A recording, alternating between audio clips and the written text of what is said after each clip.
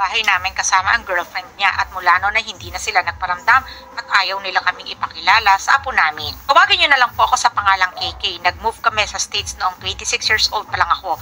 Gusto ko sana makahingi ng advice kung ano ba ang nararapat kong gawin. Since laki ako sa Pilipinas, ay medyo istrikto kong pinalaki ang aking mga anak. Especially yung anak kong lalaki dahil nag-iisa siyang lalaki kaya medyo protective ako sa kanya. Gusto kong makatulong sa mga anak ko pagka-graduate nila ng high school para hindi naman sila mahirapan. Pinapatira ko sila sa bahay namin ng walang bayad hanggang ready na silang magsarili. Sabi ko sa kanila, pwede silang magsarili kung full-time college student sila o kaya naman meron silang full-time na trabaho o kaya naman ay part-time student sila at meron silang part-time work. Also, kung titira sila dito sa bahay namin, wag silang magkakalat. Lilinisin nila ang kalat nila.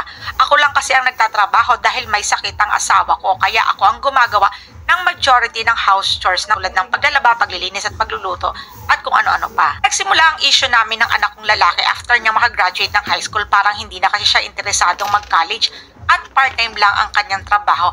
Medyo nagkaroon kami ng conflict tungkol dito at palagi ko siyang pinapaalalahanan about sa rules ng bahay. Naging mas grabe ang sitwasyon nung pinatira niya ang kanyang girlfriend sa bahay at kumuha sila ng aso. Grabe ang kalat ng bahay. Pinagbawalan ko ang aso sa loob ng bahay sapagkat umiihi at dumudumi at hindi naman nila nililinis. Nagalit sa akin ang anak ko dahil malupit daw ako sa aso. Binigyan ko sila ng chore sa bahay at palaging hindi nasusunod.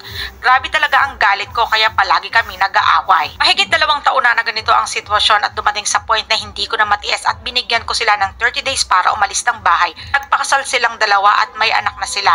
2 years old na yung apo ko at tinatago nila sa amin. Lumalabas na ako ang masama. Every time na napag-uusapan namin ng misis ko ang apo namin ay alam ko na napakasakit sa kanya at feeling ko ako ang may kasalanan ng lahat. Naisipan ko na rin na tapusin na ang lahat para lang mawala na ako sa buhay nila at baka sakaling bumalik ang anak ko sa misis ko kasama ang apo namin. Every special occasion ay nagpapadala kami ng regalo pero sinasauli nila. To make the matters worse, nag-member sila sa isang Christian church. Alright guys, hindi ako nakatiis guys, bigyan ko ng reaction video yung video na yon. Credit sa owner reaction video lang to kasi nakarelate ako. Nung ako kasi guys na nag-asawa, maaga ako nag-asawa nasa 22 years old ako nag-asawa pero hindi pa kami kasal, live-in lang. So dinala ko rin yung misis ko sa bahay namin. Doon ko rin pinatira sa bahay namin. At hindi ko kasi maintindihan pa nung panahon na yun. So, ang nangyari, medyo nagkaroon nga kami ng conflict ng nanay ko, ng tatay ko. Nung panahon na yun, ang sama ng loob ko sa mga magulang ko bilang anak. Sabi ko sa isip-isip ko, bakit ginaganito nila ako? Hindi ba nila ako anak? Parang ganun. So, nangyari guys, lumayas talaga ako. Lumayas ako, umalis ako ng bahay namin. At namuhay ng maayos. Ngayon guys, nung tumanda na ako, na-realize ko, mabuti na lang pala ginawa ng magulang ko sa akin yun. Kasi kung hindi nila ako ginanon, yung para bang kuan ba, yung hindi nila ako ni-real talk, hindi nila ako binigyan ng mga salita, yung kuan ba, yung pinamukha sa akin na aasa-asawa ka, tapos hindi naaasa ka rin sa amin. Isang salita ang nabanggit ng tatay ko na hanggang ngayon nakatatak sa isipan ko, na nung natanggap ko ay masama loob ko. Pero ang laki ng pasalamat ko sa tatay ko. Sa tatay ko, ang laki pa kung napanood mo itong video na to, thank you Itong binanggit niya sa akin. Pinaaral na kita, binihisan na kita, pinalaki na kita, pati ba ng pag-aasawa mo, ako pa magpapakain sa'yo? Ang sama ng loob ko nun sa tatay ko. Pero ngayong tumanda ako guys, ang laki ng pasalamat ko sa tatay ko. Kasi bakit? Dahil doon tumayo ako sa sarili kong paa. At wala akong karapatan na anumang isumbat sa kanila. At yung bang manumbat ako na ganito, wala, ang laki ng pasalamat ko sa magulang ko. Dahil doon, natuto ako. Kasi kung hindi nila ginawa sa akin yung guys, hindi talaga ako matututo. Sa totoo lang. Kasi nung nasa kamay pa ako ng tatay ko, nanay ko, kumbaga sa salitang Bisaya, laog. Laog ba? Sa salitang Tagalog, batugan ako guys. Kasi nga, panganay ako na lalaki. Mahal nila ako kasi panganay. Dala-dala ko yun nung tumanda ako. Pero Mali pala. Mali pala yun. Nung dinala-dala ko yun, mali pala yun. Mabuti na lang nanay tatay ko ay ginanong nila ako.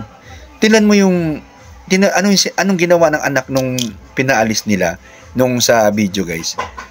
Nagmalaki pa, nagregalo yung nanay, nag-extend na ng kumbaga nagpakumbaba na yung mga magulang. Biruin mo yung regalo, binabalik. Ganun kapag malaki yung anak, di ba? Isipin mo, nag-asawa siya, pinatira na sa bahay nila, nag-alaga pa sila ng aso na hindi naman sila marunong maglinis ng mga dumi ng aso. Kahit dito sa bahay namin, guys, wala akong palag sa bunso ko, may aso kami. Sa totoo lang, hindi lang ako makapalag sa bunso ko eh. Sabi ko nga sa bunso ko, pagtanda mo hindi na pwede yung ganun. Makakatikim ka na sa akin ng kuwan. Pero sa ngayon, pwede kitang pagbibigyan kasi siyempre bunso mahal ko. Pero medyo sa tamang edad niya siyempre hindi ko na pwedeng itolerate yung mga ugali niyang kuwan. Yun ang ibig kong sabihin sa culture ng mga Pilipino, especially sa mga magulang. Pag nakikita mo ang daming pamilya na sa isang bahay nakatira lahat. May asawa na yung mga anak, nakatira pa rin sa magulang. May mga anak pa na sobrang tatanda na, walang trabaho, nagpapalamon yung senior citizen na magulang. Isipin mo yun, di ba? Kasi nga, sa culture natin, guys, pag once na ang anak natin nasa tamang edad na, di bali ng tabla-tabla tayo, maghanap ka na ng sarili mong buhay. Ngayon kung aasinso ka, gaganda buhay mo at bibigyan mo kami ng tulong, thank you. Ako sa mga anak ko, guys, sa totoo lang, kung may binibigay sila sa akin, thank you nak, salamat nak. Pero kung wala, handa ako, guys. Kung itakwil nila ako dahil masama akong tatay para sa kanila, dahil pinaalis ko sila sa bahay, well, okay. Basta itong tandaan nyo, hindi kayo maging ganun kung wala ako. Pero hindi ko sinusumbat sa inyo yan. Kung ayaw nyo akong tingnan pabalik bilang magulang nyo, okay lang sa akin. Handa akong mamatay mag-isa. Handa akong itaguyod ang asawa ko, kaming dalawa. Kakain kami kahit walang tulong ng mga anak. Ngayon, kung may tulong ang mga anak dahil tiningnan nila yung ginawa namin para sa kanila, malaking pasalamat ko para sa mga anak ko. So parang mga anak ko, guys, sa ngayon naman may mababait naman at tumutulong naman sa amin. Pero kung darating ang panahon na hindi na nila kami titingnan, hindi ko naman inisip na gagawin ng mga anak ko yun kasi pero kung darating yun, nakahanda ako. Basta ang importante, turuan natin mga anak natin na tumayo sa sariling paa. Yun ang totoong pagmamahal ng magulang. Ituro natin sa kanila kung paano humarap sa totoong buhay. Hindi yung nakaasa pa rin sa atin. Tatanda tayo, aalis tayo sa mundo. Kaya pag alis natin, nakawindang yung buhay nila. Kailangan turuan natin sila kung paano sila tumayo sa sarili ng paa. Yun ang totoong pagmamahal, guys. Okay, guys? I hope na magustuhan nyo yung topic natin.